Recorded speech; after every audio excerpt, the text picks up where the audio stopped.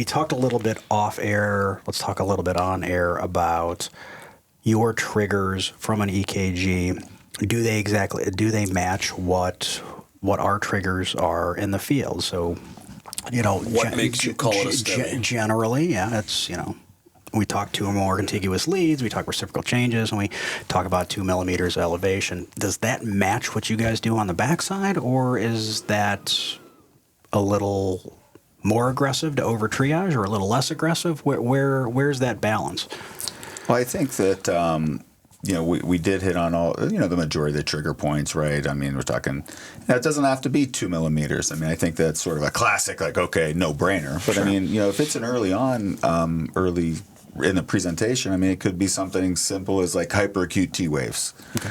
Or something of that nature. I mean, you see a big T wave as the ST segment. It's because it's early, and then the ST segment hasn't been pulled up yet as that, ischemia to infarct is going on. So, there's those scenarios, and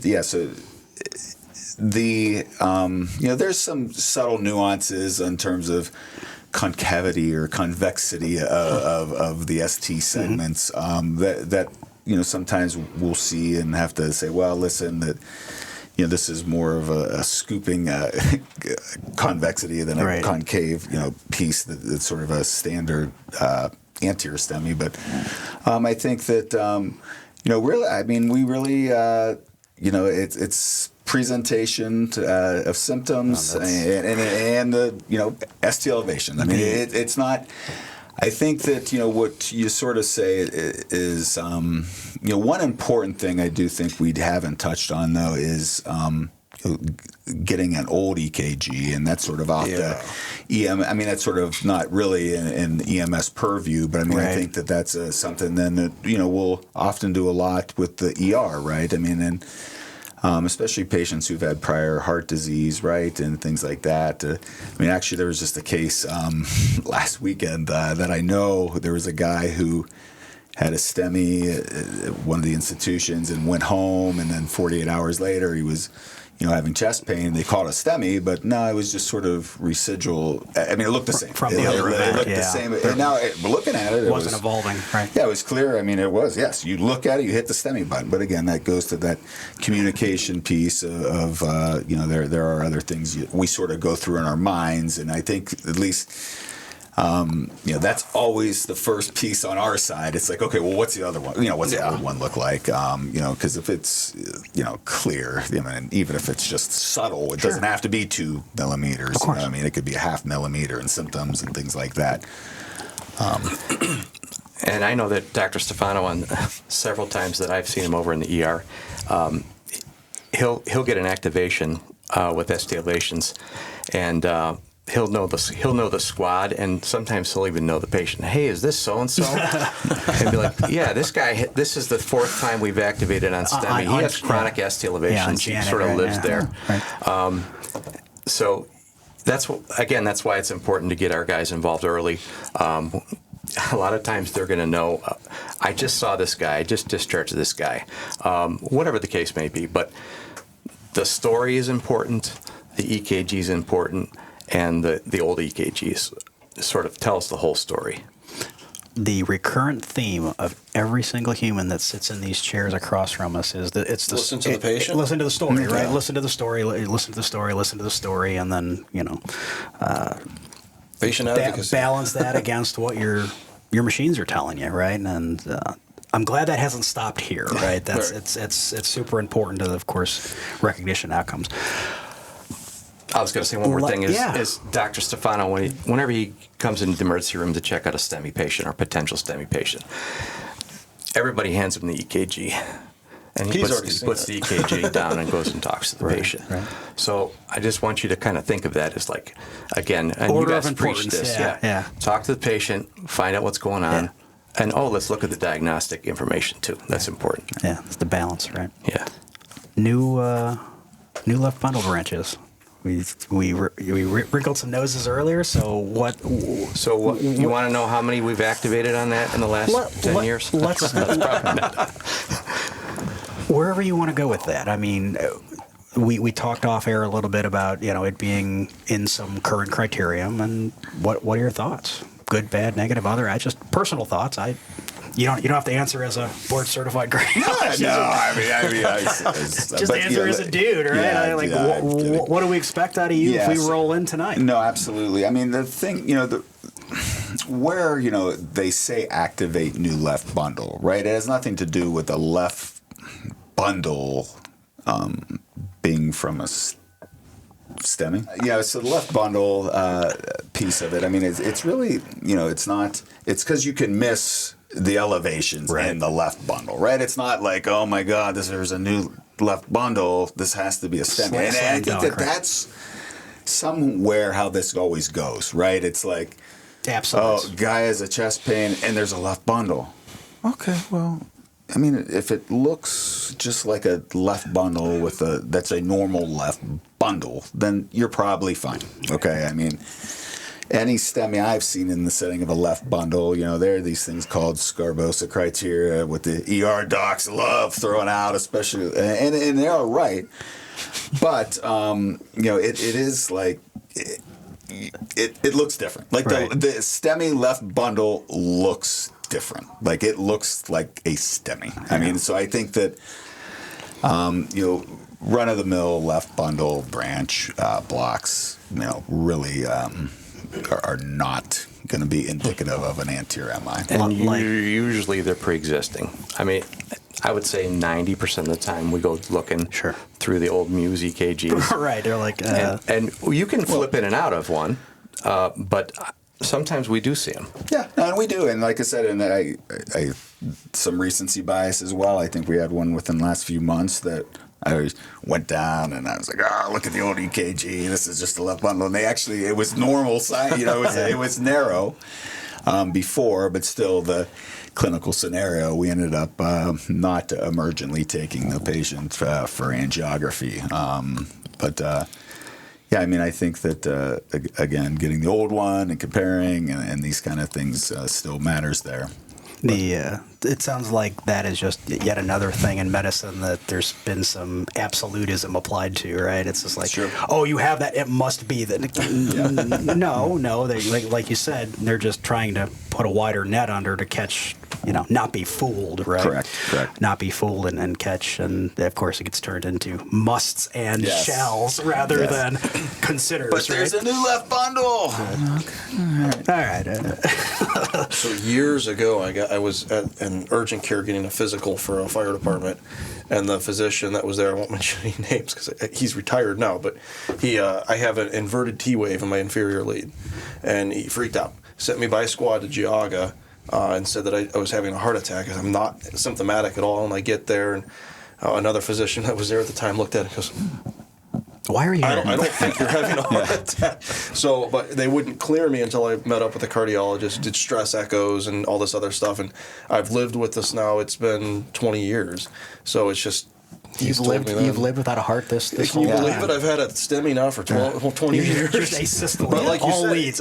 He was tunnel visioned and he saw this and said, this is what it is, you're going. And I probably could have said no, but I was scared to death at that point because I was having a heart attack. Right. And then I get to the ER and I'm tacking away and I'm like, what's going on? What's my troponin? I don't think they did it 20 years ago. But that subtle annoyance can obviously trigger the tachycardia and going from there. Oh yeah, is that fight or flight? You brought up troponin. Let's just real quick. So, what is in your guys' mind? Is there benefit in us getting labs in the field, or doesn't it matter to most of your emergent activations? Because I think it's probably also something you could probably ask 10 different people and get 11 different answers. But just personal feelings on, like, does that speed up care? Does that make any difference in your emergent activations? Or are you acting on the story and the EKG and you come out after you've revascularized them and be like, oh, what was the trope? What was the trope, by the way? How does that usually play out? Well, if you guys draw them and you bring the patient to the lab, we'll definitely send them. It doesn't necessarily change the workflow of things in the lab, other than if the guy comes to the lab and we don't have any labs, we'll say, hey, Greg, once you pop the vessel open or get the blockage open. Let's draw some labs and send them off. So that's sort of how the flow would change. I assume it would help the emergency room if you brought the guy to the ER. Sure. Help them get labs drawn quickly. But now with the high sensitivity troponin now, you're getting results within 1 hour and 2 hours. You're getting, you're getting your troponin eyes back relatively quickly now. So I don't know that it changes the dynamic of anything change coming to the lab. your end of things. I would agree with that. I don't think it changes much. I do think where it would be helpful, though, is some of the cases where there is equipoise, like we're saying, that it's not a clear-cut inferior MI or lateral MI. I mean, it is what it is. We're going to get in there and open up the vessel and things like that. But again, then sort of in those other scenarios, right, does this guy have hyperkalemia, right? And again, it's always story, right? It's always story. Right. It's this guy was at dialysis or he missed dialysis for a week, right? But he's having no, he probably has hyperkalemia. No, he's probably not. But these are the pieces that go along with it, and in those settings it's helpful. But I do think that in the majority of cases it doesn't. And full disclosure, a lot of times it's like, oh, I forgot to get labs, right? Because they're coming through. We're doing the case, it's doing a balloon, right. And then it's sort of like, oh crap, I hope they got labs at EMS because I forgot to draw them and we've already closed up because you're not thinking did they even where our status on the labs and things like that if things are normal. So I think that practically if it's a super annoyance to our squads and it causes a lot of don't give them that out. Don't give them that out. No, well, it's not an out. But I do think again there's other things up front that we need to be doing now. If there's opportunity to do that, that is the key. Sure. So. Yeah. But every squad doesn't need to run out and buy an Iostat troponin insta-read. Yeah, I think for troponins, honestly, it doesn't matter. That doesn't matter because you can have a STEMI and the initial troponin, right, actually will be zero. Sure. And depending on time. So I think in terms of getting pre-troponins, I don't know how much I would act on that, to be honest with you. I think, we're... in the STEMI setting, a lot of times we'll take patients to the lab on troponin, like in these STEMI scenarios, that you're sort of trending in the hospital for a few hours. It's like, the first one, right? First one was whatever, 853. Okay, pain free, and then it's sort of like, it's 18,000. Oh, okay. And then having some stuttering pain. All right, could be an occluded circ that you're not seeing on EKG, and you have that that piece of it. But I think practically, I don't know how we would utilize troponins in the field. I think it might muddle things a little bit. Yeah. Expected answer for the acute case. Let's flip it around. I got a clean AKG, I got a good story. Does that become more important now? Do we have that baseline trope for the ER who may wind up trending them for a period of time before they get to you guys? Yeah, I think that flipping the switch, I think that in that scenario, then seeing an initial one could be helpful. I think that, again, a lot of times there's sometimes equipoise in the timing of how troponins work. Some people walk around with chronically elevated troponins. And that's another piece of it.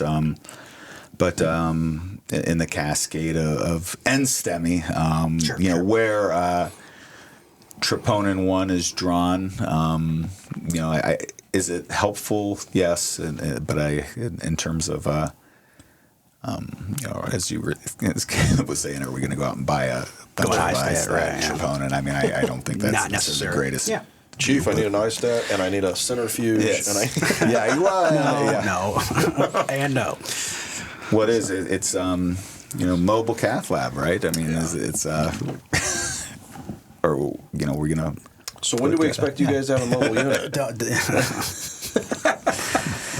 I could see that. 100 years from now. 100 years from now? Well, probably sooner. Is it Hennepin County's doing a mobile? I've not heard that. I think there is one. Mobile cath lab. Is it ECMO or mobile cath? Well, I know several. both. ECMO, I know. yes, I know yeah. numerous ECMO. Yes. Yeah, I might be mistaken. Anyway. I was going to say, he lit up though, but let's just say it is, and then let's see how quick you get one. Careful what you wish for. Yeah. Doc, I'm on scene. I might have a STEMI. We've activated the mobile unit. Boil water. Yes. So let's shift a little bit to the meds. Earlier, you were, if I could change one thing in pre-hospital training, it would be, scrap Mona and redirect to early aspirin, early heparin, early ticagrelor, and Brilinta. Well, we were talking about this earlier in the break room, and we were talking about people that have done a lot of STEMIs. If you have patients that have gotten the pre-hospital meds, and those are aspirin 325, Brilinta 180, and 4,000 of heparin bolus. We were kind of innovative to do that early. Right. We were, I think it's been about 10 years, maybe 10, 12 years now. It's at least 10, yes. We used to do Plavix, aspirin, and heparin, and then when Brilinta came on board and a couple of pivotal trials showed that they were a better drug. But what we have seen is we've seen patients that had terrible ST elevation in the field. We activated appropriately, gave them the meds, and being in Geauga County, you've got 30 minutes to get to the ER. And now we get to the ER, we do a repeat 12 lead, and the EKG is almost normalized. And you're like, wait a minute, is this not an accurate EKG pre-hospitally? Did this guy have a vasospasm? Is it something else? But that's when we really rely on your pre-hospital EKG. Sure. We just know that whatever's going on with the clotting cascade, that those drugs are interrupting platelet aggregation. They're interrupting fibrin and thrombin, and gives us a little bit of blood flow down that previously 100% blocked artery. Is this something you see often? Enough to be noticeable. I mean, yes. Yeah, we do. No, I mean, honestly, And that's awesome. And because I think too, we get a lot of transfers from that Other hospitals. Yeah. and you'll see it, and it's sort of like. You give the meds. We're going in, like it's sort of like you'll look at an EKG and it's sort of like, oh, I think they're probably vessels probably open, and but you get there and it's already open as you're trying to do things from a time-wise perspective. But certainly we see it a lot. I mean, and they'll be at Geneva with ST elevations, have been treated by squad pre or in the ER, and then by the time they get here, the nurse will be like, I don't see any ST elevations. Why are we doing this? I mean, and they're pain free, and yeah, but so it works. That's it definitely works. ultimately what we want, right? And exactly, and that's why we were doing this, and for certain. I just think that's so important to drive home. I mean, it works, and it's proven. Well, I mean, that's it. The detractors out there, of course, want to hang their evidence and stuff like that, but anecdotally, you guys are seeing this work. Oh yeah, no, absolutely, frequently, right? It's not this once in a blue moon thing that we can't, But I think that goes back to early recognition and getting those drugs. So you know your protocol. Spend some time in it and research it to that way. You're on the fence about it, and then they're still, that vessel starving for oxygen, and they get to you when it could have been maybe eliminated just with the drugs. Yes, but. Yeah, AHA didn't, help those detractors because, their position was, if you're already doing it, don't stop doing it, but, don't start doing it either. Yeah. And it makes it seem like we're not, our successes aren't real, and that, there's not a true benefit, right? And you're seeing it. That's the important part, right? Certainly. I mean, I feel strongly actually about early giving early, aspirin, P2Y inhibitors are up front. I mean, nonetheless, all the other controversies that come along with it, whether it be, is this going to be a 3-vessel disease patient, or is this patient already on, DOACs? And these are things you run into. But at the end of the day, really the only absolute contraindication for, Brilinta is obviously previous hypersensitivity or active bleeding, but those are the common ones, but really only having like an intracerebral hemorrhage, and a drug, when I was studying the trials, there was a lot, it was a pretty safe drug. And I think that, when we looked at this initially, We had addressed this again 10, 12 years ago, and I can't think of a case that I've had personally where we've given Brilinta and it caused a problem. And this is the universal, the normal, even if they were people we took to the lab or didn't take the lab and got to the lab, right? I mean, it's okay. Yes. Is it a powerful P2Y12 inhibitor? Yes. Are certain patients higher risk, for bleeding of it? Yes, of course. I think that, in these scenarios, right, if you have a 90-year-old who, is tepid and, might have a hemoglobin of 8, right? That's a lot different than the 55-year-old guy who's, having an MI, right? Give them the medicines and let's go. That's the bottom line. Let's work it out. Specifically talking about anticoagulations, you use the term DOACs. That's not the DOAC moniker is not used a lot in the EMS world. So can you just speak a little bit to? Oh yeah, no, certainly. So in terms of anticoagulants, right? So there's newer classes of drugs, what we call DOACs, and these have replaced warfarin traditionally, and the number one indication why patients take warfarin historically are atrial fibrillation, and so warfarin, everybody's heard of Coumadin, right? And because my grandma's aunt was on it, everybody knows Coumadin. Rat poison. Rat poison.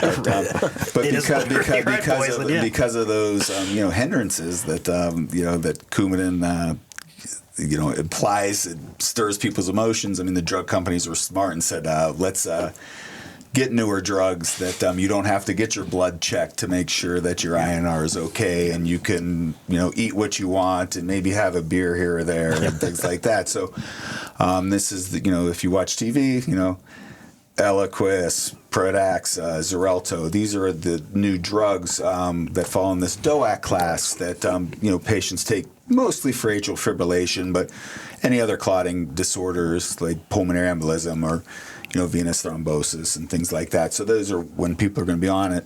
And it's good to know that, if people are on those because they are at higher risk of bleeding. But again, I think that's sometimes people will be like, oh, well, they're on apixaban. We can't, do that. And that's not necessarily the case. So here's what we give to patients that are on DOACs with STEMI. Aspirin, Brilinta, heparin. There was a big controversy. It got talked about a lot during COVID. We got to be cautious with DOACs. Let's call every physician every time there's a patient on the DOAC before we give protocol meds. Yep. We still give the same drug. It doesn't change what we do bringing the patient to the lab. Yeah, no, that's important for them to hear, right? I'm glad you. We also do show notes for all of these episodes if you haven't seen them. So we'll list out all the different DOACs and we'll list out different classes of anticoagulants and whatnot. Excellent. So, whoever. So for the audience that can they can read, they can get the information. Maybe. I have to listen.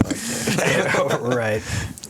Anything on the heparinization as far as 4 versus 5,000 units? Well, why are we stuck on that 4,000? I know locally.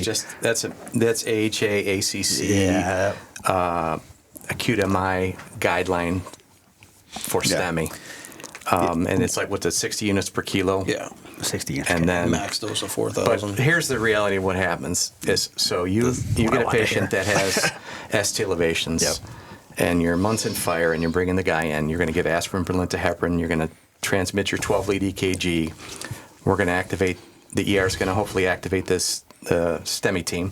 Stefano's going to call back and talk to the attending and say, what do you got? And they said, Munson's coming in, and they got a guy who's having ST elevations, and he's coming here. So you're going to bring the guy to the lab.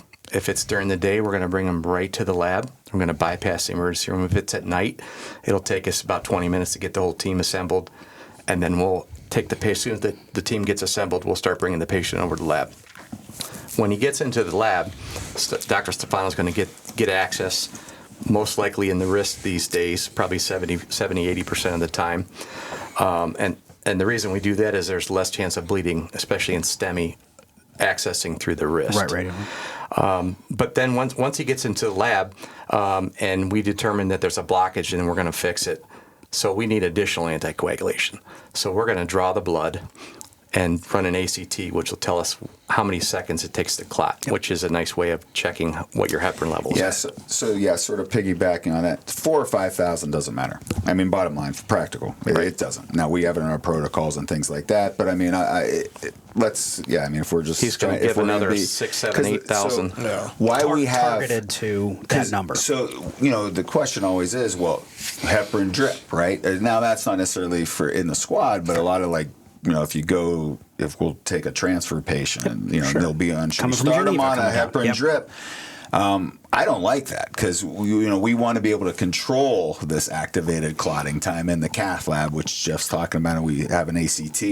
And there's a lot of rules of thumb on how much you give. We're talking about the guidelines. They'll say 60 units per kg, right? In the field, but when we're in there, our guidelines say 80 to it's usually 80. It's 60 to 100 for a goal-directed ACT of what machine you use. Yeah.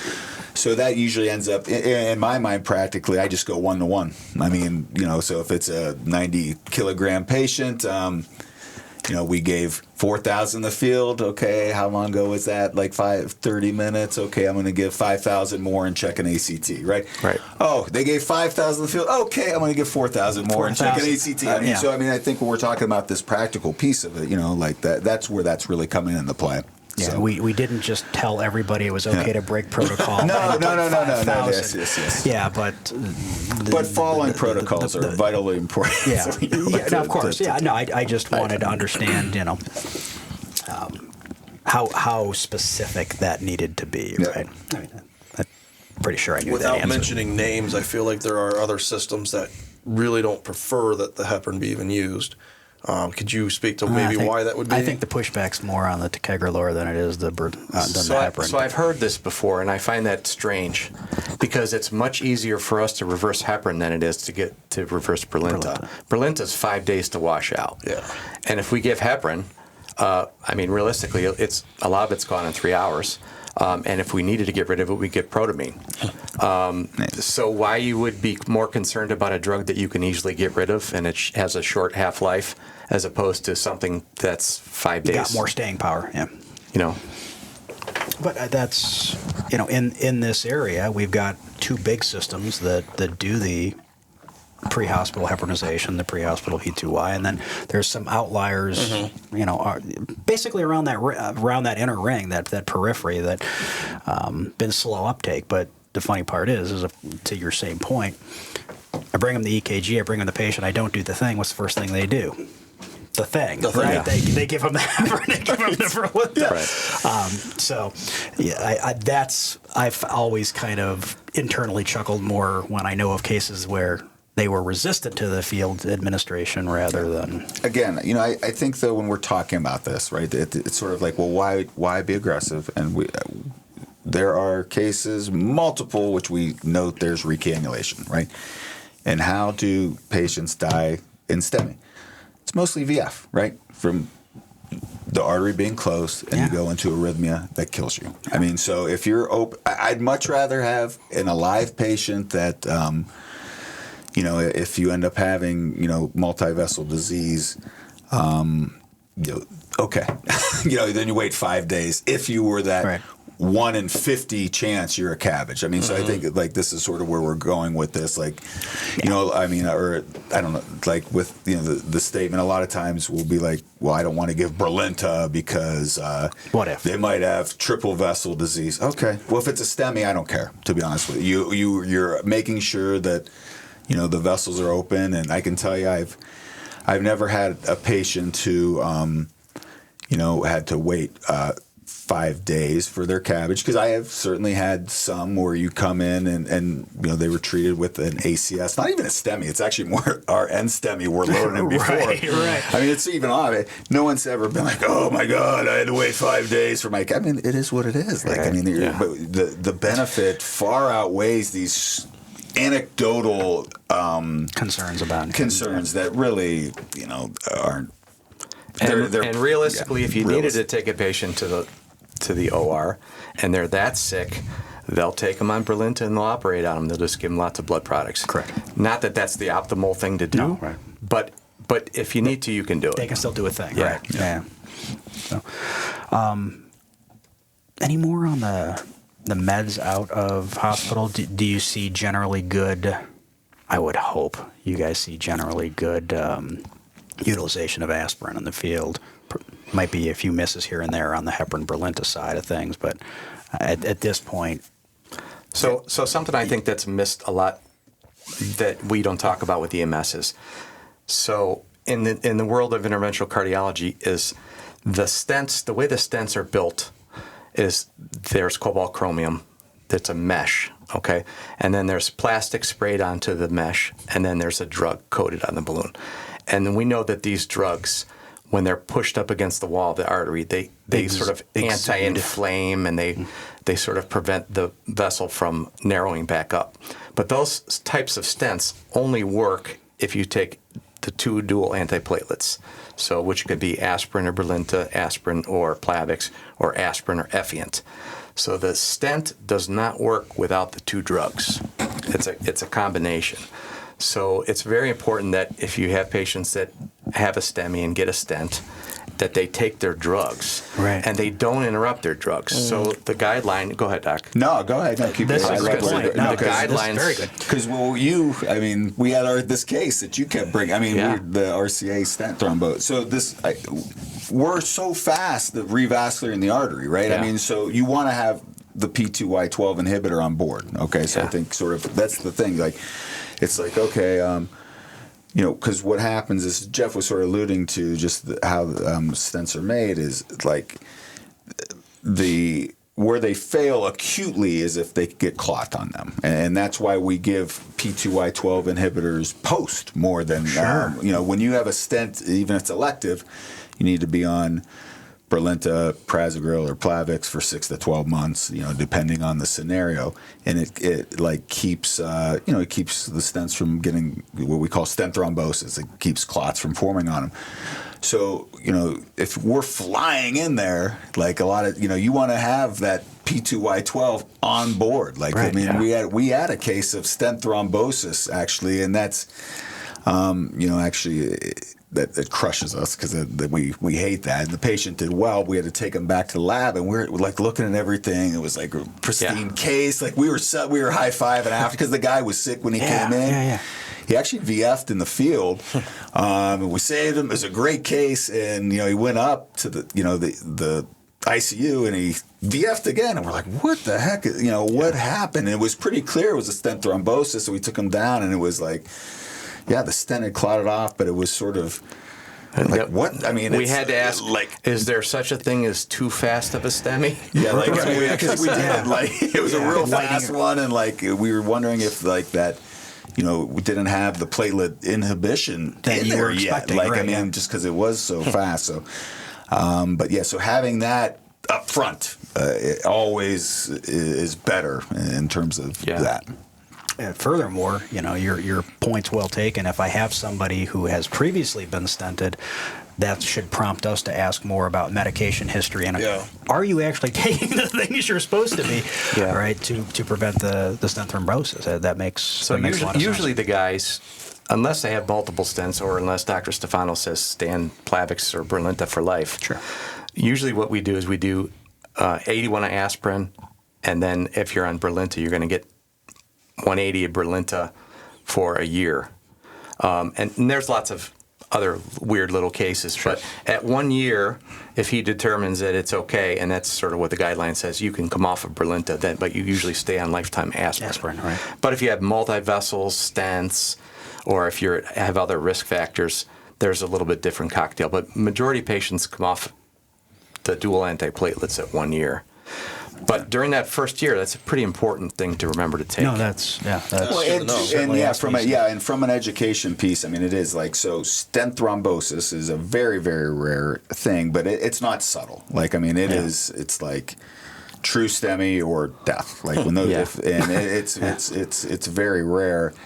But it does go, I think, back to the history in the field, right? I had right? Oh, I've had 4 stents. Okay, but you're not taking aspirin, like Right, yeah. right? You know, I mean that's Or I the thing, so- stopped, or I couldn't afford the med, or right. whatever the. Non-compliant, but for I mean, whatever yeah, reason. yeah. But when you're those scenarios, that I mean, certainly that those can raise your ears on cardiac Yeah, that's etiology above others. That's a great take-home point Yeah. for